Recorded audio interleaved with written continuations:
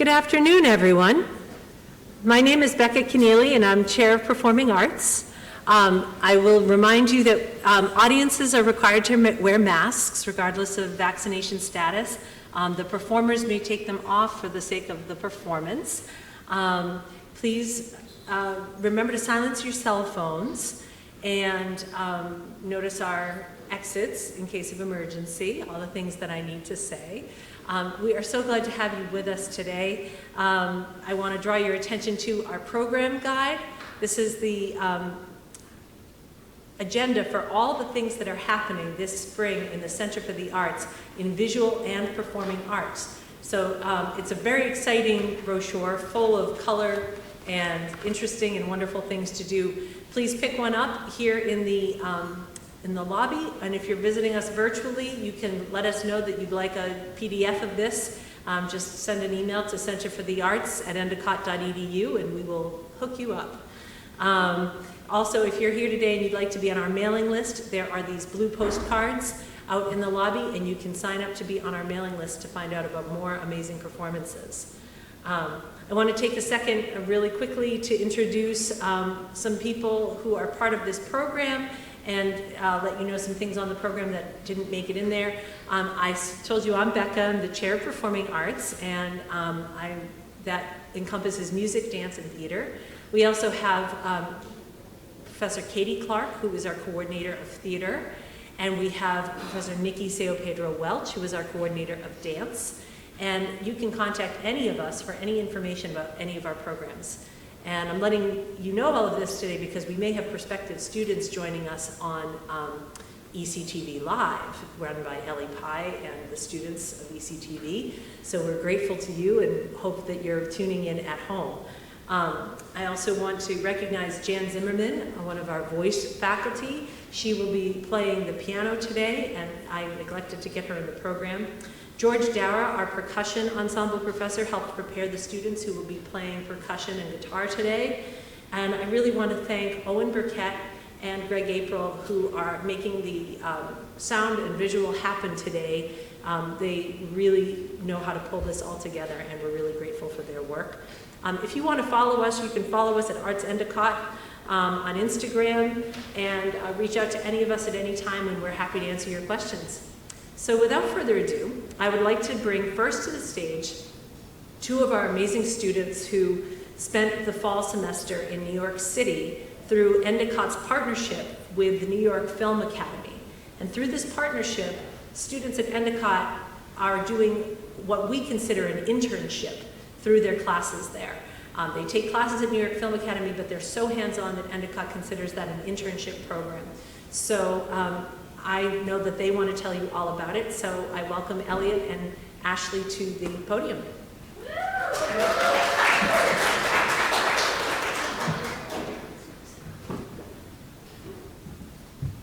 Hello, I'm Elliot. And I'm Ashley. And this is a very short presentation on our semester at the New York Film Academy's Professional Conservatory for Musical Theater. So we have this quote, "Talent, or lack thereof, has little to do with it." And that was very much a recurring theme of the semester. I remember my initial audition being like, they asked if I could dance, and the thought crossed my mind, oh, I should lie. But I didn't, and I said no. And they said, oh, that's great, to my surprise. And I'm like, oh, okay. And then I was accepted, and the way I was immediately like, oh no, I am good enough to be here, was very wonderful, because I feel like a lot of people in performing arts are always told or thinking that they're not good enough. So a lot of admission was based off of, I actually had this conversation with one of the administrative assistants. She said, admission is based off of what we think you can do, not what you can do at this present moment. And I thought that was really wonderful. Yeah, and throughout the semester, there was a real atmosphere from the teachers and the students that really celebrated each other's accomplishments and achievements, and also were very supportive in failures, and were really actually proud when you failed in front of a group of people and then got up to do it again. And I think that environment really helped us grow so much. This is a quick run through of the classes. That's our entire class right there. So we had a very small group of people and a very diverse group of people from all over the world. There were 13 of us total, and there were, I think half of us weren't even like US citizens. Like our friends were from China, Spain, France, Philippines, and we also were a wide range of ages. I'm pretty sure we ranged 17 to 27. Yeah. So it was not like any other school I'd been to. So So these are our classes. The way a conservatory works is that if you, for whatever reason, miss a day because of the holidays or something, those classes have to be rescheduled. So we did end up having Saturday classes. A lot of Saturday classes, but they were totally worth it. The only classes we had twice a week were jazz and ballet, where we were split into groups, and then all of these others, mostly which were singing based. So, of the 13 of us, we were normally separated into a group of 6 and a group of 7. It was mostly based off of level of vocal ability, but then for dance, we were scrambled up into different groups based on different levels. Like Elliot and I were in the same vocal group, but completely different dance groups, because I am not a dancer. And the cool thing about those dance classes is we actually had 2 different teachers per class. We had our Monday teachers and our Friday teachers, and their approaches were totally different, but they were teaching you a lot of the same things. So I thought it was really cool to get 2 completely different methods to these widely taught things. And the same was true for our voice classes. We had, so for instance, our voice and speech class was about the Linklater voice technique, which is used for acting, and then we had our voice studio lab, which was extremely technical, and then our private voice, and then ensemble, which was all of us singing together and learning how to sing as a group. And then we even did song improvisation, where I thought I was gonna die, but it's actually very, very fun. You think improv is hard, musical improv is a lot harder. Yeah. But it was fun though. Yes, when he said we was gonna do that, I was like, I'm gonna pack my bags and leave. And then it was really fun, which was great. So, I'll go first. So what we realized as we were sort of discussing our own experiences throughout there was that we had complete opposite insecurities. I felt very secure in the dance. I could go into dance classes and be like, okay, this is something I'm really good at. And then going into voice classes, thinking like, I'm the worst singer here. I hate doing this. I'm terrified of everything. And then vice versa.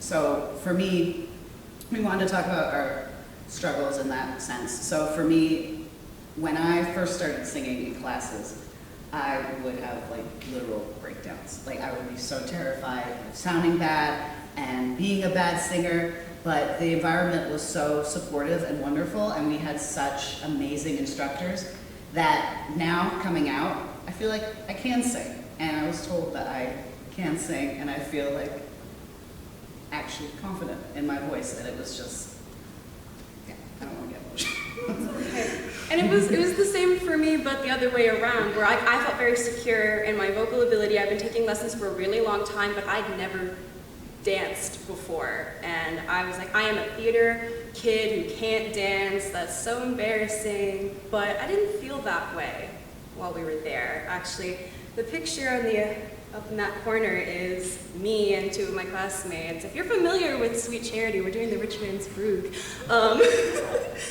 But I feel like I can kind of call myself a dancer now. And that's, like, in my 22 years of life, never thought I'd be saying that. So. I never thought I'd be saying I'm a singer. So it's pretty crazy. And then living in the city was just the coolest thing, especially with Broadway reopening. That playbill is Passover. We got to see that for free through the school, which was amazing. And in total, I wanted to take advantage of seeing the shows when they were open. I saw 14 shows. I only saw 7. Oh my God. I win. And I had the absolute privilege, I think, one of the things I'll never ever forget was I saw Company, which is a Stephen Sondheim musical, on the day that he passed. And that was like one of the most special moments of my life, when Patti LuPone sang. And yeah, just to be there and to have that extra inspiration of being in the city and seeing Broadway performers being like, I'm learning how to do that. And like, I'm having examples of these amazing people right in front of me. And a lot of the people who are like teaching you are people who've been on Broadway, and it makes it all seem a lot more real. It's like you're training to be part of this industry, and then they just thrust you right into the heart of it all, and it's really special. One of our dance teachers was Deidre Goodwin, who was in the Chicago movie and in the Chorus Line revival on Broadway, the one where they did the documentary. She's amazing. Really cool people. Yeah, so that's a very brief description of our entire semester, but I hope you enjoyed, and I hope that some of you will get to go. Fingers crossed. It's so worth Hopeful. it. So worth it. All right. Thank you so much.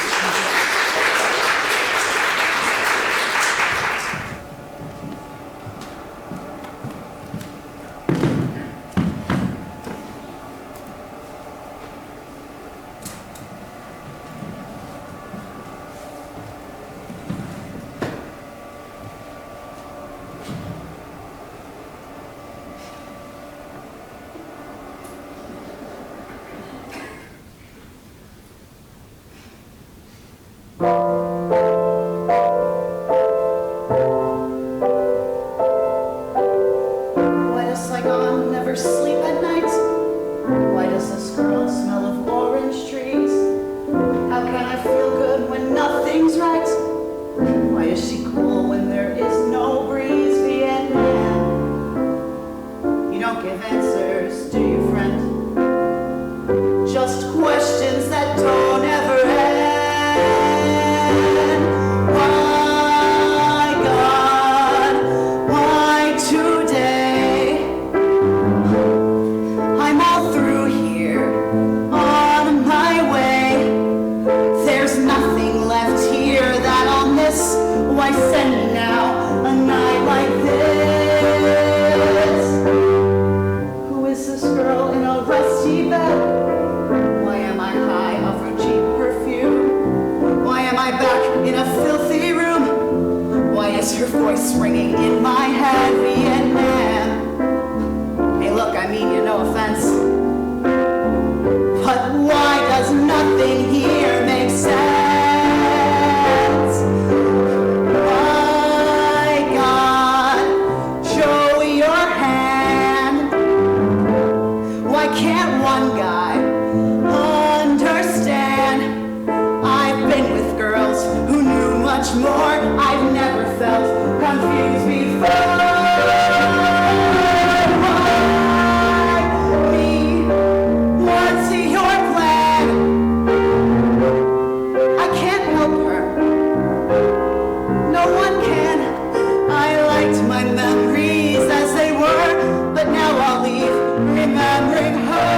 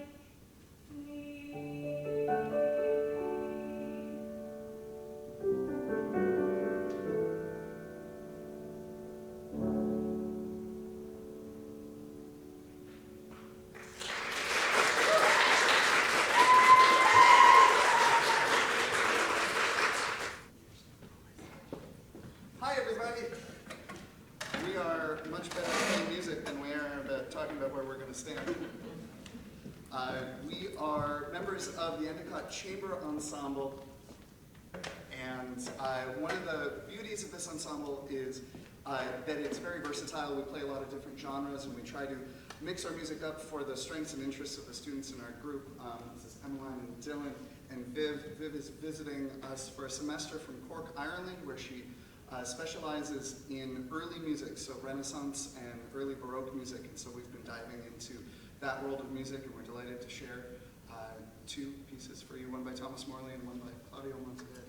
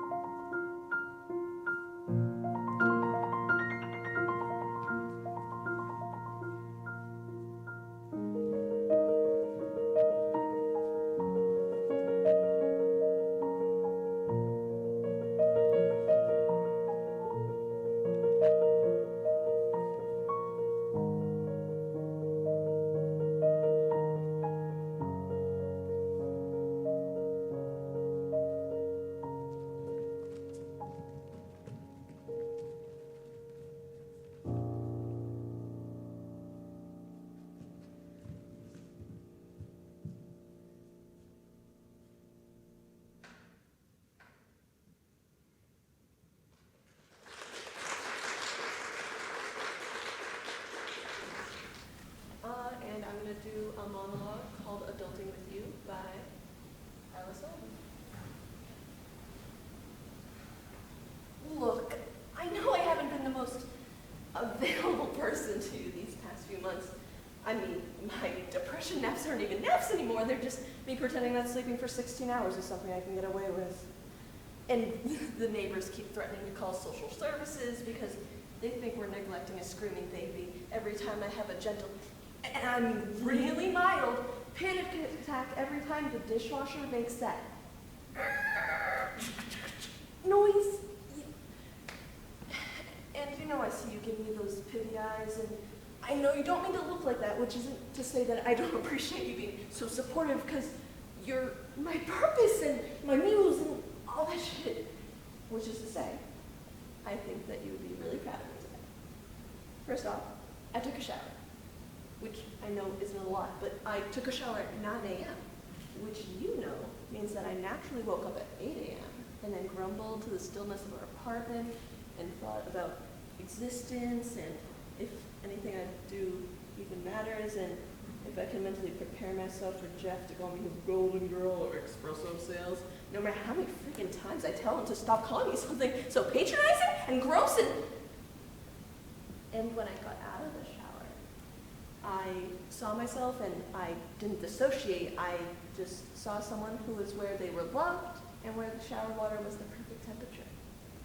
And then, babe, I listened to 3 podcasts today, different ones, on the way to work, on the way home, and then just casually around Target.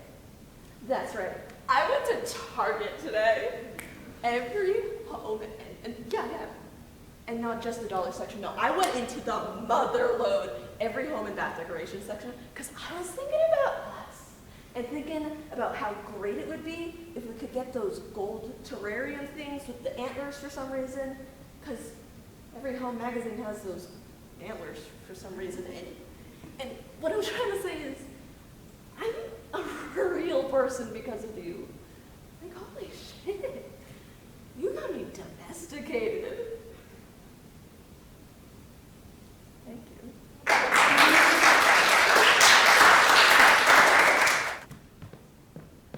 Hi, my name is Andrea Peltzari, and I will be presenting a monologue from the show Elsewhere by Adam Sinkowitz.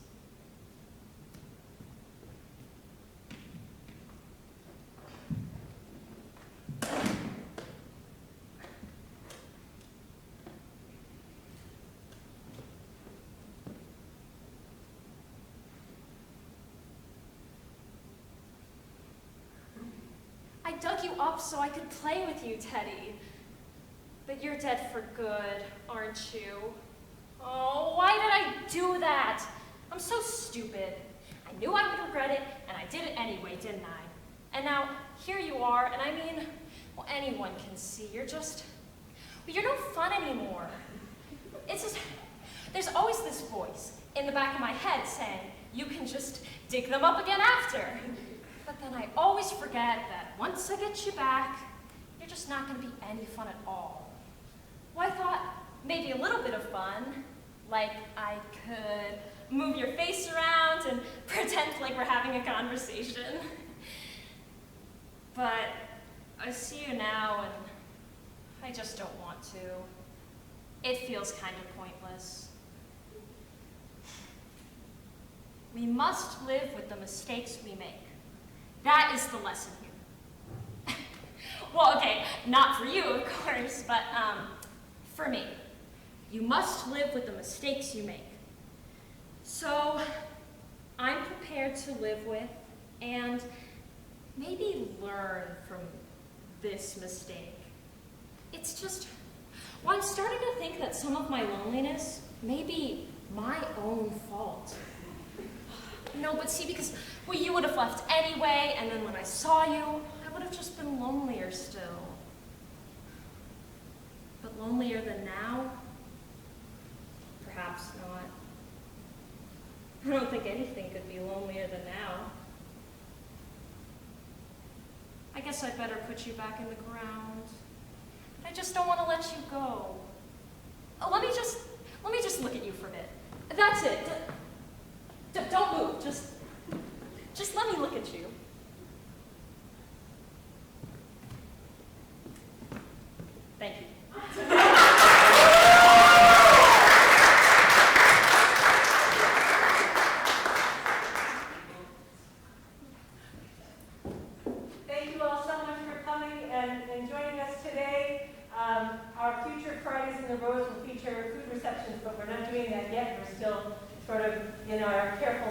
challenges.